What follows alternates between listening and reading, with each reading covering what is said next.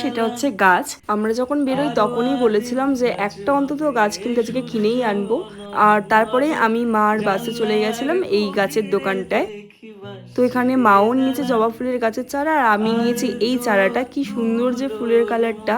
আর তার মধ্যেই না আরো অনেক গাছ কিনেছে যেগুলোকে ক্যাপচার করতে পারিনি, কারণ বাইক নিয়ে এত ভিড় রাস্তা আমার পক্ষে একদমই সম্ভব ছিল না। তো এই কটাই গাছ কেনা হয়েছে। এখন বাজে ঘড়ির কাঁটায় 11টা 18। আর প্রচণ্ড গরম লাগছে কারণ এতগুলো ভারী জিনিস। আর ভাড়া বাড়িতে হচ্ছে কতগুলো তোমার বালতি ছিল, এবার বালতিটা থাকা হয় না বলে, ইউজ করা হয় না বলে মা বললো নিয়ে যেতে, এখন ওখানে গাছ পুঁততে দেবে, বসাবে। তো সেই জন্য নিয়েছি এবার লোহার বালতি, তারপর মাটির টব, তার উপর হচ্ছে এবার আমার অবস্থা এমনি হাতটা লাল হয়ে গেছে। এনেছি ওইটুকানি, এবার এতটা দূর আবার যাবো সেটাই একটু চাপে আছি। তো চলো দেখা যাক।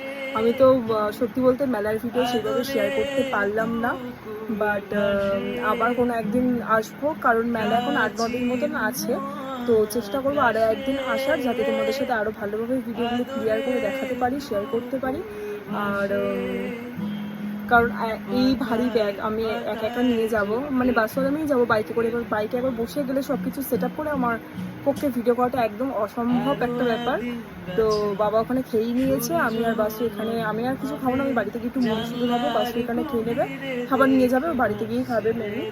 তো আজকের মধ্যে এখানে ব্লগটা শেষ করলাম। কেমন লাগলো অবশ্যই বলো।